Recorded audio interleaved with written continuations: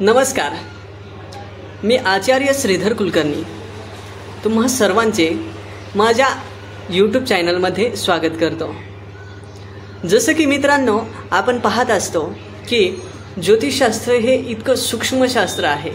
दिवसेंदिवस आपले ज्योतिषीय मित्र नवनवीन गोष्टींचा अभ्यास करत आहेत, नवनवीन गोष्टी शोधून काढत आहेत आणि त्यावर नक्कीच काही ना काही उपाय शोधत आहेत। एकंदरीत पाहता ज्योतिषशास्त्रात खूप काही गोष्टी आपल्याला चांगल्या पद्धतीने शिकता येतात, चांगल्या पद्धतीने त्या गोष्टींवर अभ्यास करता येतो। आज अशीच काही नवीन माहिती मी तुमच्यासाठी घेऊन आलेलो आहे, ती खूप महत्त्वाची राहील। पंचम स्थान, कुंडलीतील पंचम स्थान हे प्रेमासाठी पाहिलं जातं। कुंडलीतील पंचम स्थान हे संततीसाठी पाहिलं जातं। कुंडलीतील पंचम स्थान हे क्रीडा क्षेत्रात आपल्याला मिळणाऱ्या यशासंबंधित पाहिलं जातं। कुंडलीतील पंचम स्थान हे आपल्याला शिक्षणासाठी, जे माध्यमिक शिक्षण असतं त्यासाठी पाहिलं जातं। एकंदरीत पंचम स्थानाची महती खूपच आहे। पंचम स्थानावरून आपल्याला वडील आणि मुलामध्ये जमेल की नाही हे सुद्धा पाहता येतं। भावी कालावधीत आपली संतती असेल कशी, संततीचा स्वभाव कसा असेल हे सुद्धा आपल्याला पंचम स्थानावरून पाहता येतं। तर एकंदरीत पंचम स्थान खूप महत्त्वाचं आहे आपल्या जन्मकुंडलीमध्ये। जन्मकुंडलीमध्ये या पंचम स्थानाविषयी खूप काही माहिती आहे आणि त्यापैकीच काही माहिती मी तुम्हाला आज सांगण्यासाठी आलेलो आहे। एकंदरीत पंचम स्थानावर खूप काही माहिती मला तुमच्याशी शेअर करता येईल। एकंदरीत पंचम स्थानाविषयी आज आपण 5 सूत्र या व्हिडिओमध्ये पाहूया। ही 5 सूत्र खूप महत्त्वाची राहतील। तर चला व्हिडिओला सुरुवात करूया। तत्पूर्वी जर कोणी चॅनलला सबस्क्राईब केलेलं नसेल तर चॅनलला सबस्क्राईब करा, बेल आयकन प्रेस करा। व्हिडिओ आवडला तर लाईक आणि शेअर नक्की करा। आज आपण पंचम स्थानाविषयीचे 5 सूत्र पाहणार आहोत। त्यापैकी पहिले सूत्र, जर पंचम स्थानात उपस्थित असणारे जे शुभग्रह आहेत ते शुभग्रह एकमेकांचे मित्र असतील तर व्यक्तीचं त्याच्या मुलाशी खूप चांगल्या पद्धतीने जमतं। सध्याच्या काळात तुम्ही पाहत आहात, वडील आणि मुलामध्ये एक वाढतं अंतर आणि वाढत जाणारा मतभेद खूप जास्त वाढलेला आहे। एकंदरीत असं म्हणू शकतो की चिडचिडीचा प्रसंग, किरकिरीचा प्रसंग जास्त येतो। परंतु ज्या जातकाच्या कुंडलीमध्ये पंचम स्थानात एकापेक्षा अधिक मित्रग्रह बसलेले असतील अशा जातकाचे त्याच्या संततीशी खूप चांगल्या पद्धतीने जमते।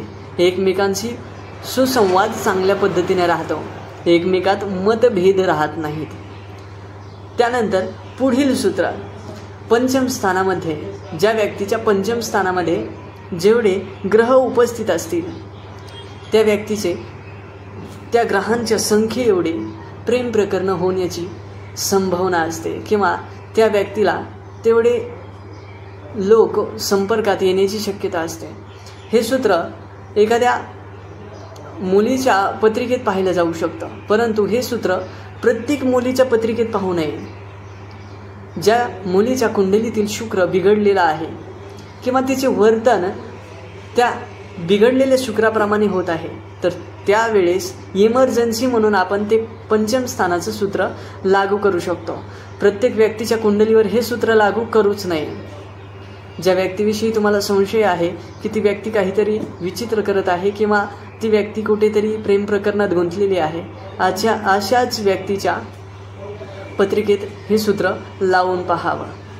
पंचम स्थानावर आता तिसरं सूत्र आहे, ते म्हणजे जर पंचम स्थानावर शनीची दृष्टी असेल किंवा शनी उपस्थित असेल तर कमीत कमी 1 गर्भपात होतो आणि जर परिस्थिती खूप विचित्र असेल तर 1 पेक्षा अधिक 4 गर्भपातापर्यंत परिस्थिती उद्भवते।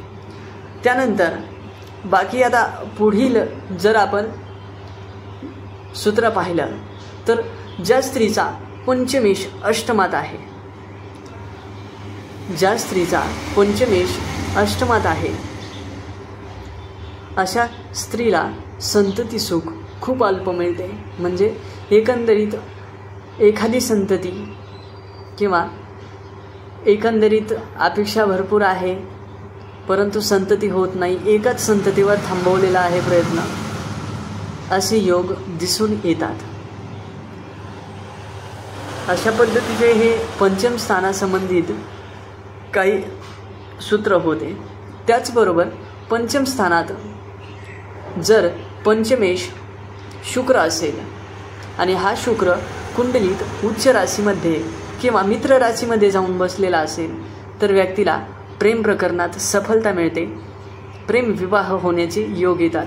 परंतु ती परिस्थिती त्याच वेळेस बनेल ज्या वेळेस पंचमेश शुक्र असेल, सप्तमेश त्याचा मित्र असेल आणि त्याच मित्र राशीमध्ये शुक्र गेलेला असेल किंवा शुक्र त्याच्या उच्च राशीमध्ये आहे आणि सप्तमेश सप्तमात उपस्थित आहे किंवा पंचमेश आणि सप्तमेश सप्तमात उच्च होऊन बसलेले आहेत.